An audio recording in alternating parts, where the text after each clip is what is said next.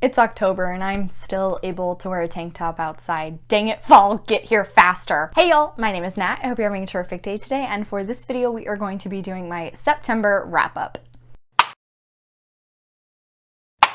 Before I get into anything bookish though, make sure to hit like and subscribe down below, as well as tell me in the comments what was the most forgettable book you read in almost at October. September! Can you tell I'm excited for October? Yes, it's true. I can't wait for Halloween. I am very excited for my birthday. Before we can really get into all of that celebration though, we have to officially close out September. Starting out, let's go over my stats. I read 8 books this month, and across those I read about 2,943 pages. Not my best reading month, but still a fair amount. My average rating was great though. It was 4.125 stars, very awesome. And then my genre breakdown included 4 mysteries, 2 romances, 1 historical fiction, and 1 fantasy. I thought we should order this by genres, that way I can knock out all of the mysteries in one go and just point you in the direction of my YA mystery 5x5. 4 of those I read this past month. Those included Monday's Not Coming, The Firekeeper's Daughter, Jane Anonymous, and A Good Girl's Guide to Murder. Across the board, I enjoyed all of these, but if you would like a more in-depth review, definitely go check out that video. The next genre that I read the most of was romances, and this month I read 2 of those. Let's go from the lowest rated to the highest rated. First was The Love Hypothesis by Hazelwood, and this was the book of the month I picked last month. I also had this changed out to be the pick for the book club I do with my 2 best friends. This story is a, let's be honest here, a Raylo fanfiction revamped, in which our main character here, Olive, kisses the first guy she sees after she has convinced her best friend that she is in a relationship and her best friend can finally date Olive's ex-boyfriend, because Olive doesn't really care. Unfortunately, the guy she kisses is the super grumpy and annoying professor in their department that nobody particularly likes. He ends up agreeing to fake date with her because he is seen as a flight risk and his funds have been frozen because the university just doesn't think he's going to stay there, and if he has a serious girlfriend, he is hoping that'll showcase that's not happening. So while that all sounded like a very fun premise, unfortunately this book did kind of reinforce that I don't really like fake dating as a trope, because I just get very tired of the excuse that, oh, well, that's what a real boyfriend would do and say very quickly.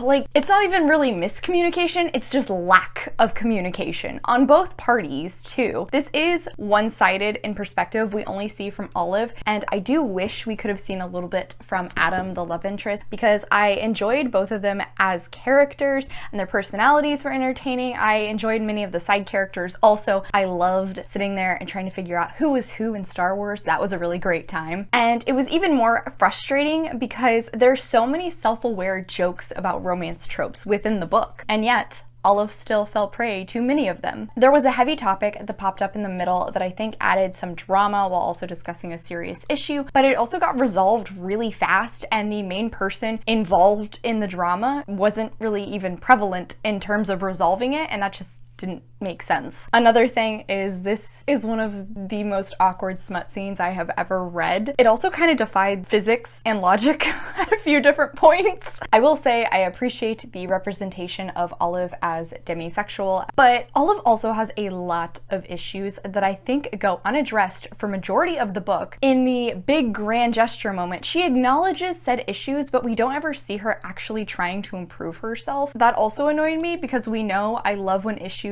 are actually acknowledged and discussed in romance books, and this missed that. So I wasn't terribly convinced by her big grand gesture in the end, and I didn't have faith that this relationship would last long term because she needed to work on some stuff, probably with a licensed psychiatrist. In the end, if I didn't think too critically about this book, I had a fun time, but it just wasn't a new favorite romance for me. I went with about 3.5 stars. I do know that's more of an unpopular opinion right now. Once again, fake dating, just not for me. On the opposite side, I read 𝗖ście his𝘁 by Sarah Hogle, and this was a 5-star, y'all. This book was so dang sweet. I am talking stomach cramping, tooth aching, gosh darn it, I just can't take it sweet. It was precious and adorable. I should actually give you a summary. This story is following our main character, Mabel, who is working at a dead-end job and lives with a bunch of people she doesn't like. But one day she gets a letter telling her that unfortunately her great aunt has passed away and left her her giant manor with nearly 300 acres of land. Mabel quits her job, moves out, decides she's gonna start a new life at this glorious place she spent her youth at, only to arrive, realize it is incredibly dilapidated, and that unfortunately half of the manor and property was also left to Wesley, the groundskeeper of Aunt Violet. On top of that, if things weren't awkward enough, Wesley's photos were actually utilized to catfish Mabel. With that situation alone, Sarah Hogle managed to keep a comedy running throughout the story, very similar to You Deserve Each Other, which I also loved. Things between the two characters do start off on the wrong foot, and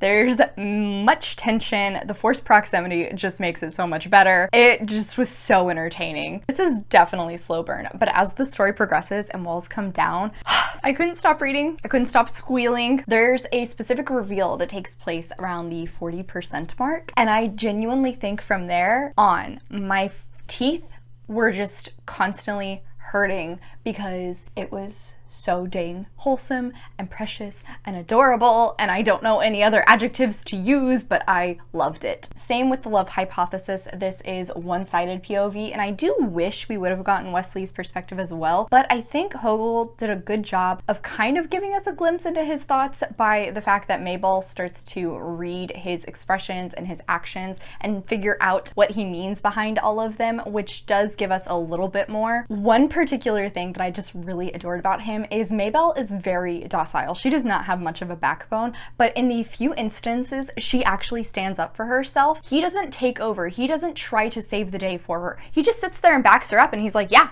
listen to the lady. She knows what she's doing. I just loved that. The spice level in this, not really out of this world, but gosh darn it, it is so swoony. And not just the main romance going on. On top of that, we also have a little bit of a side plot in terms of her great aunt and uncle, Violet and Victor, and just seeing some of the history that went on between the two of them. Oh my god, it was so adorable. Like, that is relationship goals right there, y'all. There's also a whole lot of anxiety rep, and from reviews I've read, it seems to be very well done. So happy to hear that. The setting also just made this incredibly atmospheric, and it paired perfectly with the story. It manages to be homey, but also what with all of the land, it has this sort of adventure ability in it. I just loved this. It was so good, guys. I gave it 5 stars. Again, like, Sarah Hogle might be a new fave romance author for me. I still need to buy You Deserve Each Other because damn, that book was hilarious. Next up, the historical fiction I read this month was Velvet Was the Night by Silvia Moreno-Garcia, and this was the pick for the Lights Out book club. I'll put information for that in the description down below if you're interested. This is a noir historical fiction. I am really emphasizing that because a lot of people went into it expecting a thriller and were disappointed. I was lucky enough to see a little blurb that Moreno-Garcia posted on Goodreads about this, and I think that helped me adjust my expectations and meant that I enjoyed it a lot more. This story alternates between 2 individuals who are currently living in Mexico City during the 1970s and is revolving around the Red Scare situation that is now shifted to Mexico. The 2 perspectives we alternate between is Elvis, who is a hawk, which is basically a hired man meant to beat up college students who are trying to spread communism, pretty much. On the opposite side, Mayate, who is just this woman living her everyday life. She loves romance comics and immerses herself in them, but one day she is asked by her neighbor to watch her cat, and then her neighbor never comes back, and Mayate is trying to figure out what happened to her, mostly so she can get paid. Given I already had experience with Silvia Moreno-Garcia's writing, I knew this would have fully fleshed out and morally gray characters, as well as a atmospheric and immersive world, and boy was I right. One thing I really loved that I think helped me particularly to be immersed in the story is the constant mention of 1970s music. There's a playlist actually at the back of the book, and you can find it on Spotify. I definitely recommend listening to it and reading at the same time because it just puts you in that setting perfectly. Both of our characters have many flaws. Like I said, Elvis is basically a muscle for hire, and although his heart isn't in it, he still isn't really the greatest guy, while 𝗖cie is very unhappy and is a petty thief. Between the two of them, I probably preferred Elvis's perspective more because with this being a noir, there is a mystery aspect going on, and I felt as though the mystery was most often being developed and progressing forward in Elvis's perspective. I'd known a little bit about the dirty war that this story is leading up to, and definitely gives an introduction to what was taking place in Mexico at the time, and I have been doing my own research since then. I think it's impressive how Moreno-Garcia used a horrific time period as the backdrop for her story, which made that aspect of it scary because it was so realistic and was in fact real. It makes for lots of tension and this just looming terror constantly in the background. There are many action sequences as well as revelations that take place that keep the story moving, but as we neared the climax, it did start to drag a little bit. My biggest issue was that leading right up to the climax, it seemed every chapter was just repeating the same information we already knew again and again, just in different perspectives and different words. The climax, however, I was so invested, I couldn't put the book down, and I quite literally went, "What?" at one point. I also enjoyed the ambiguity of the ending. I'm saying that because I know some people really hate ambiguous endings, but personally I tend to enjoy them. In the end, a very enjoyable read. Just know what you're going into. Like I said, this kind of kept getting pitched as a thriller with romance, but in reality it's a historical fiction noir mystery. I gave it 3.5 stars, leaning more towards like 3.75, but 3.5 stars for the sake of my little animation. Finally, the one fantasy book I read this month was one of my 5-star predictions, and that was Under the Whispering Door by TJ Klune. I received an arc of this from NetGalley, so thank you to them because I loved it. This story is following our main character Wallace, who is not a very likable guy. Book opens with him actually firing someone who is in the process of saying that he is a wonderful person. However, he wakes up 3 days later and is at his funeral. He then is taken by a reaper to the place that will help him to learn about death and grief for his loss of life and eventually hopefully move on. However, along the way he ends up catching feelings for Hugo the ferryman, and guys, I just loved this book. I think I read it at just the perfect time in my life, honestly. I really enjoyed this. While I expected it to be heavier, I wasn't quite a sobbing mess like I was in the Green Creek series, but I definitely at least cried 3 or 4 times. The ending, I don't want to say because good lord, like part of it's not what you expect and then part of it is what you expect, and let's just say I cried. Let's go with that.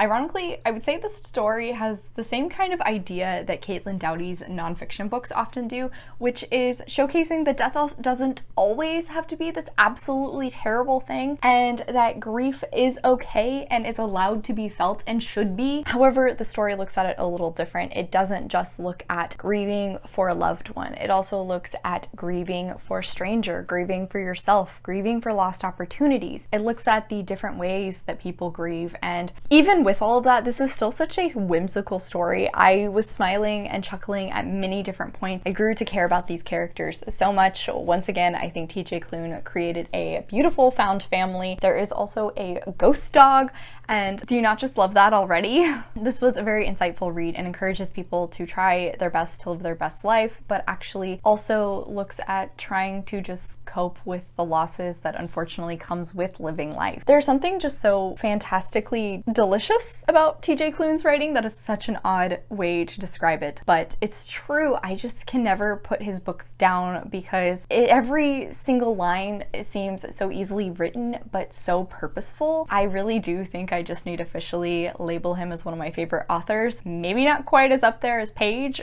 She is the true TJ Klune stan. The romance in this was very slow burn, and there's just this barrier between the two characters that creates so much tension. Slurped all of it up. On top of that, the redemption arc in this book is fantastic. Since I had a arc of this, as I was reading, I was copying down so many beautiful lines that I cannot wait to annotate when I get my own physical copy. I loved this book. I gave it 5 stars. Thank God it lived up to my expectations, but at the same time, I'm not even a little bit surprised. All right, y'all, so that is it. Thank you so much for coming to my channel today. I really appreciate it. Make sure to hit like and subscribe down below, as well as follow me on Instagram, Storygraph, and Goodreads in the description if you're interested in keeping up with what I am reading. I come out with videos on Monday and Friday, but until then, I hope you continue to have a terrific day. Love you, bye!